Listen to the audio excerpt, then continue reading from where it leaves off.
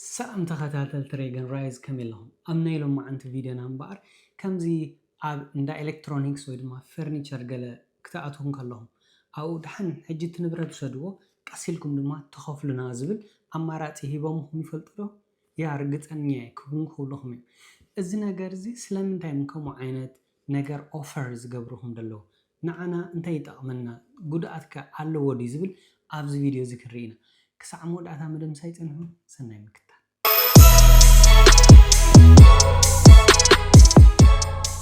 حرين بار إزي buy now pay later زتوالى سيستم تبو نجار علوي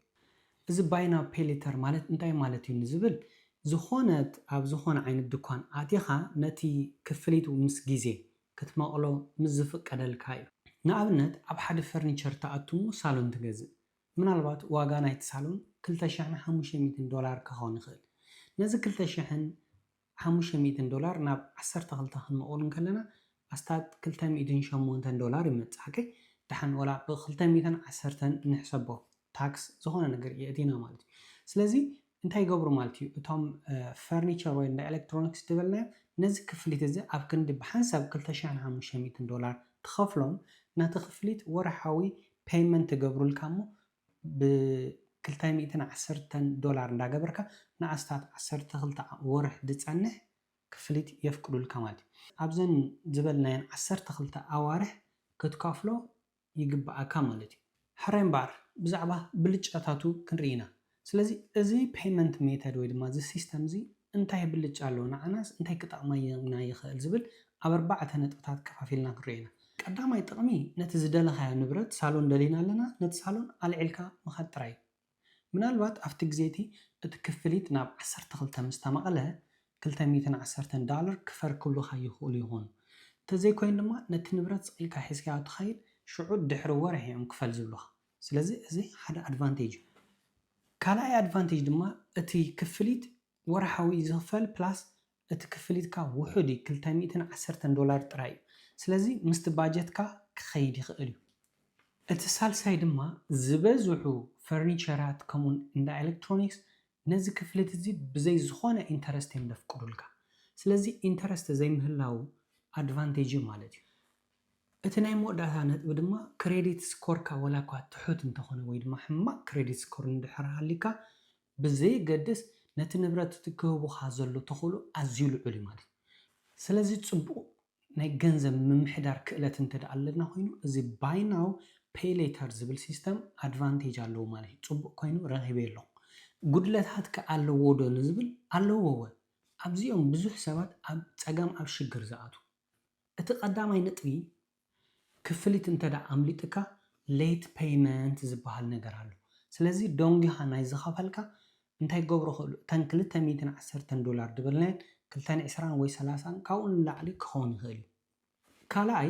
ብዙሓት ሰባት እትከፍልት ውሑድ ኮይኑ ስለ ዝረኣዮም ዝተፈላለዩ ንብረት ይገዙ ሞባይል ይወፁ ቴሌቪዥን ይወፁ ፍሪጅ ይወፁ ዋትኤቨር ዝተፈላለዩ ንብረት ይወፁ ሞ ሽዑ ምስቲ ኣታዊታቶም ወፃኢታቶም እንታይ ገብር ማለት ባላንስ ምግባር ይስን ናይ ሳሎም 210 ተኸፍል ናይ ፍሪጅ ከምኡ ካልእ ኤሌክትሮኒክስ ሞባይል ከምኡ ብዙሕ ፔይመንት ይበዝሓካ ውሑድ ኮይኑ ስለ ዝስማዓካ ሽዑ ናይ ኩሉ ተደማሚሩ ግን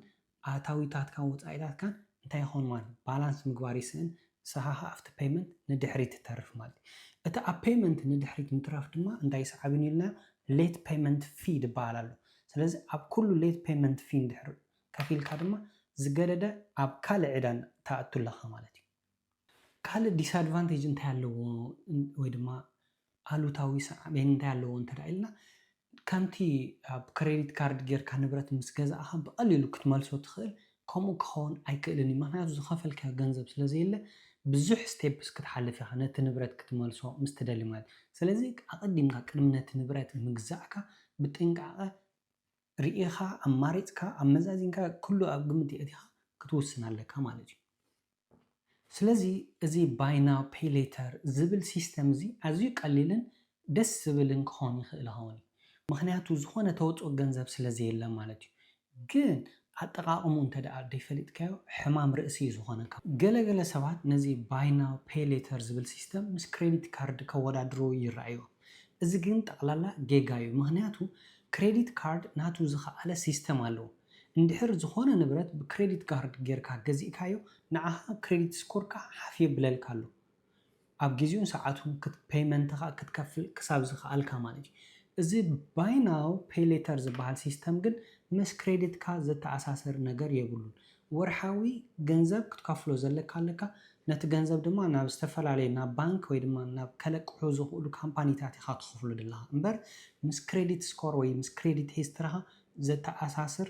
የብሉን መዓስ እዩ ኣብ ሽግር ዝመፅእ ምስ ትኸፍሎ ፀገም የብሉን ክትከፍሎ ምስ ዘይትኽእል ግን ኣብ ናትካ ክሬዲት ሂስትሪ ከም ደኣቱ ገይሮም ክሬዲት ስኮርካ ከበላሹልካ ይኽእሉ እዮም ማለት እዩ ኣብ ግዜኻን ሰዓትካን ክትከፍል ክሳብ ዝኽኣልካ ግን ፀገም ዝበሃል የብሉ ማለት እዩ ክሬዲት ካርድን እዚ ባይ ናው ፔይ ሌተር ዝብል ሲስተምን ግን ክነዛምዶም የብልና ማለት ቶታሊ ዲፈረንት ሲስተም እዩ ማለት እዩ ኣብዚ ቪድዮ እዚ ዕላማና ኣየናይ ይሓይሽ ክሬዲት ካርድ ዶ ይሓይሽ ወላስ እዚ ባይ ናው ፔይ ሌተር ዝብል ሲስተም ኣይኮነን ዓላማና እንታይ እዩ ገንዘብና በይናይ መገዲ ነመሓድሮ እዩ ዝተፈላለዩ ሰባት ነናቶም ዝኾነ ገንዘቦም ዘመሓድርሉ ሲስተም ኣለዎ ስለዚ ኣብ መወዳእታ ነጥብና ገንዘብና ከመይ ጌርና ነመሓድር እዩ ኣነ እንድሕር ደኣ ኣብ ነፍሰይ ተኣማንነት ኣለኒ ኮይኑ ነዞም ሰባት እዚኣቶም ንብረት ገዚኦም ሰውፃኹ ኣብ ግዜን ሰዓተይን ኩሉ ወፃእታተይ ማኔጅ ገይረ እተን $210 ወርሓዊ ከፊለ እዚ ኣብ ውሽጢ ሓደ ዓመት ነቲ ሳሎን ክውንኖ ይኽእል እንድሕር ትብል ዳ ኾንካ ፅቡቕ ሲስተም ኮይኑ ይስማዓኒ ብኻልእ ሳይድ ድማ እንድሕር ኣብ ገንዘብ ማኔጅመንት ንፉዕ እንተደኣ ደይኮንካ እዚ ሲስተም እዚ ካሴካ እዩ ምክንያቱ ፔይመንት ሚስ ክትገብር እንከለኻ ወይ ድማ ጠቕላላ ክትከፍሎም ዘይትኽእል ናትካ ክሬዲት ሂስትሪ ከበላሽወልካ ስለ ዝኽእል ሕራይ እምበኣር እዚ ባይ ናው ፔይ ሌተር ዝብል ሲስተም ክትጥቀምሉ ዲኹም እንታይ ስለ ዝፀናሕኩም ይቐኒለይ እዚ ቪድዮ እዚ እንተደኣ ጠቒምኩም ኮይኑ ላይክ ትብል ምልክት ብምጥዋቕ ሳብስክራይብ ግበሩ ከምኡን ካልኦት ሰባት ካብዚ ቪድዮ እዚ ምእንቲ ክጥቀሙ ሼር ግበሩሎም በብዘለኹሞ ሰላም